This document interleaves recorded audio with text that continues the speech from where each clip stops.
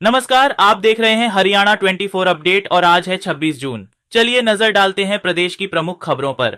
स्वतंत्र भारत में तीसरी बार लोकसभा स्पीकर पद का चुनाव, विपक्ष और सरकार के बीच सहमति नहीं बनी।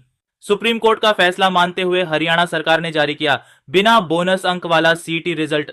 हरियाणा सरकार ने स्वतंत्रता सेनानियों और सत्याग्रहियों की पेंशन बढ़ाई, नई योजनाएं लागू। 26 और 27 जून को हरियाणा में बारिश की संभावना, 28 और 29 जून को येलो अलर्ट। लोकसभा चुनाव के बाद भाजपा ने विधानसभा चुनाव की तैयारियां तेज की, धर्मनगरी में मंथन। केंद्रीय गृह मंत्री अमित शाह की अध्यक्षता में 29 जून को कुरुक्षेत्र विश्वविद्यालय में भाजपा की बैठक। कांग्रेस हाईकमान हरियाणा में पार्टी प्रदर्शन पर करेगा मंथन, 30 नेताओं को बुलाया गया। भाजपा ने 27 जून को पार्टी विधायक दल की बैठक बुलाई, विधानसभा चुनाव पर चर्चा। हांसी में नवविवाहित जोड़े की ऑनर किलिंग, एसपी मकसूद अहमद ने की पुष्टि, 2 आरोपी गिरफ्तार। स्वतंत्र भारत में तीसरी बार लोकसभा स्पीकर पद के चुनाव की नौबत आ गई है। दरअसल विपक्ष की शर्त थी कि स्पीकर के नाम पर सहमति तभी देगा जब सरकार डिप्टी स्पीकर का पद उसे दे। वहीं सरकार यह नहीं दिखाना चाहती कि वह विपक्ष के दबाव के आगे झुक गई। ऐसे में दोनों ओर से शुरू बातचीत अंतिम समय पर टूट गई और 48 साल बाद फिर स्पीकर का चुनाव होगा। दरअसल 18 जून को रक्षा मंत्री राजनाथ सिंह के यहां स्पीकर डिप्टी स्पीकर को लेकर पहली बैठक हुई। इसमें विपक्ष से बात कर सर्वसम्मति का विचार बना। रणनीति यह रखी गई कि स्पीकर पर विपक्ष के समर्थन के एवज में डिप्टी स्पीकर का पद गैर कांग्रेसी दल को दिया जा सकता है। यहां तक विपक्ष सकारात्मक था। मालूम हो कि पिछली लोकसभा में पूरे 5 साल तक डिप्टी स्पीकर का पद खाली रहा था। हरियाणा सरकार ने सुप्रीम कोर्ट का फैसला कबूल कर लिया है। सामाजिक व आर्थिक आधार पर 5 नंबर बोनस अंक वाली याचिका सुप्रीम कोर्ट में खारिज होने के बाद कॉमन एलिजिबिलिटी टेस्ट यानी सीटी के ग्रुप सी का रिवाइज्ड रिजल्ट जारी किया गया है। यह रिजल्ट बिना बोनस अंकों के जारी हुआ है। हरियाणा स्टाफ सिलेक्शन कमीशन ने मंगलवार रात इसे लेकर नोटिस जारी किया। सीईटी एग्जाम 5-6 नवंबर 2022 को लिया गया था। इसके बाद सरकार 23,000 पदों पर नियुक्तियां कर चुकी है। हरियाणा सरकार ने स्वतंत्रता सेनानियों व उनके आश्रितों की पेंशन 25,000 से बढ़ाकर 40,000 रुपए कर दी है।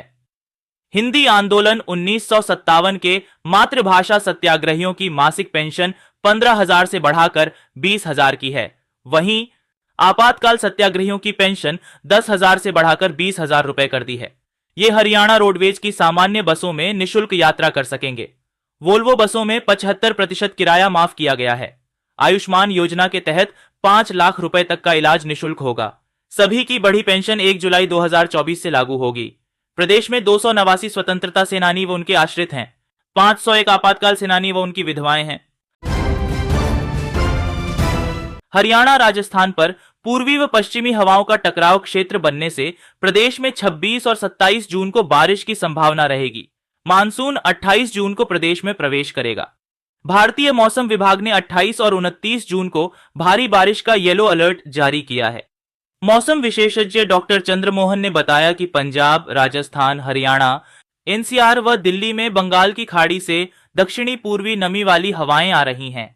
अरब सागर पर भी एक चक्रवात बन रहा है, जिससे मैदानी राज्यों में अरब सागर से भी प्रचुर मात्रा में दक्षिणी पश्चिमी हवाएं नमी लेकर आ रही हैं। लोकसभा चुनाव के बाद अब भारतीय जनता पार्टी ने विधानसभा चुनाव में की तैयारी जोरों से शुरू कर दी है। इसके लिए न केवल लोगों के बीच जाकर सर्वे किए जा रहे हैं, बल्कि संगठन को भी मजबूती दी जा रही है। आगामी चुनाव में जीत सुनिश्चित करने को लेकर अब पार्टी धर्मनगरी में प्रदेश स्तर पर मंथन करेगी। केंद्रीय गृह मंत्री अमित शाह की अध्यक्षता में प्रदेश भर के सांसद, मंत्री, विधायक व सभी मोर्चों के पदाधिकारियों की कुरुक्षेत्र विश्वविद्यालय में खास पाठशाला लगेगी, जिसमें चुनाव से पूर्व हर पहलू पर मंथन किया जाएगा। साथ ही कार्यकर्ताओं में जोश भरा जाएगा। 29 जून को होने वाली प्रदेश स्तरीय इस बैठक में कैबिनेट मंत्री मनोहर लाल और मुख्यमंत्री नायब सैनी भी मुख्य तौर पर शामिल होंगे। बैठक को लेकर न केवल तैयारियां शुरू कर दी गई हैं, बल्कि हर पदाधिकारी में उत्साह दिखाई देने लगा है। यह बैठक बेहद अहम मानी जा रही है। हरियाणा कांग्रेस के साथ गुटबाजी का शब्द इस तरह चिपक गया है कि छूटने का नाम ही नहीं ले रहा है। उम्मीद से कमतर, लेकिन 2019 से 2024 लोकसभा चुनाव में काफी बेहतर प्रदर्शन के बाद कांग्रेस हाईकमान ने हरियाणा में पार्टी के प्रदर्शन को लेकर मंथन करने जा रहा है। इस बैठक में हरियाणा से 30 नेताओं को बुलाया गया है, जिसमें लोकसभा प्रत्याशी व जीते हुए सांसद व 3 बार के विधायक व 3 बार विधायक रह चुके नेताओं को बुलाया गया है। खास बात यह है कि हाल ही में भाजपा छोड़कर कांग्रेस में पिता पुत्र चौधरी बीरेंद्र सिंह व बृजेंद्र सिंह को नहीं बुलाया गया है। इस बैठक में राहुल गांधी व मल्लिकार्जुन खड़गे भी शामिल रहेंगे। कांग्रेस की हाईकमान के मंथन से पहले हरियाणा कांग्रेस प्रभारी दीपक बाबरिया ने लोकसभा चुनाव को लेकर सभी प्रत्याशियों से एक एक कर बात की। प्रभारी के इस बुलावे पर कांग्रेस के 8 प्रत्याशी बातचीत कर चुनाव का फीडबैक दिया, लेकिन सिरसा सांसद कुमारी सैलजा इस विचार विमर्श में नहीं शामिल हुई, जिसके कारण सिरसा का चुनाव के दौरान का फीडबैक नहीं मिल पाया है। इसके अलावा कुरुक्षेत्र सीट पर कांग्रेस का प्रत्याशी नहीं था, इसलिए कुरुक्षेत्र लोकसभा का फीडबैक नहीं मिल पाया। इन 2 सीटों को छोड़कर हरियाणा की 8 लोकसभा सीटों की प्रभारी ने रिपोर्ट ली। इस दौरान सबसे खराब रिपोर्ट भिवानी और करनाल से मिली है। यहां के उम्मीदवारों ने भीतरघात की रिपोर्ट दी। इसके अलावा हिसार और गुरुग्राम में सामने आया कि स्थानीय नेताओं ने साथ नहीं दिया। आगामी विधानसभा चुनावों को लेकर भाजपा ने 27 जून को पार्टी के विधायक दल की बैठक बुलाई है। हरियाणा कैबिनेट की बैठक से ठीक पहले होने वाली विधायक दल की यह बैठक महत्वपूर्ण मानी जा रही है। सूत्रों के मुताबिक जिन जिलों में भूमि नहीं है, वहां जरूरतमंदों को प्लॉट के लिए 1-1 लाख रुपए देने पर विधायकों के साथ विचार किया जा सकता है। इसमें कुछ अहम विषयों पर विधायकों की राय ली जा सकती है।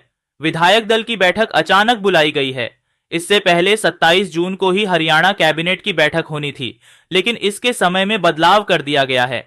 अब यह बैठक दोपहर बाद सीएम नायब सिंह की अध्यक्षता में होगी। इससे पहले सीएम 26 जून को नई दिल्ली जा सकते हैं, जहां वे पार्टी के शीर्ष नेतृत्व से बात करेंगे। बहुत संभव है कि सीएम कैबिनेट की बैठक में बड़ा निर्णय ले सकते हैं, इसीलिए पहले पार्टी हाईकमान फिर विधायक दल की बैठक बुलाई गई है। हरियाणा के हांसी शहर में सोमवार को एक लव मैरिज करने वाले नवविवाहित जोड़े की पार्क में गोली मारकर हत्या कर दी गई थी। मामले का खुलासा करते हुए हांसी एसपी मकसूद अहमद ने इसे ऑनर किलिंग करार दिया है। एसपी ने प्रेस वार्ता कर बताया कि तेजवीर सिंह, जो बडाला गांव का रहने वाला था, और युवती मीना गांव सुल्तानपुर की रहने वाली थी। सोमवार सुबह उमरा रोड स्थित लाला हुकमचंद जैन पार्क में 2 युवकों ने उनकी गोली मारकर हत्या कर दी थी। पुलिस ने दोनों हत्यारोपियों को गिरफ्तार कर लिया है, साथ ही उनसे 4 हथियार भी बरामद हुए हैं। कल हांसी में डबल मर्डर हुआ था। कल सुबह 9:30 बजे हुकमचंद पार्क के अंदर एक युवक और युवती की गोली मारकर हत्या कर दी गई थी, और जिसके बाद में जब तफ्तीश की गई तो उसमें बात ये सामने आई थी कि ये युवक और युवती जो है, युवक बडाला गांव का रहने वाला था तेजवीर, और जो युवती थी मीना, वो यहाँ की अपने सुल्तानपुर की रहने वाली थी।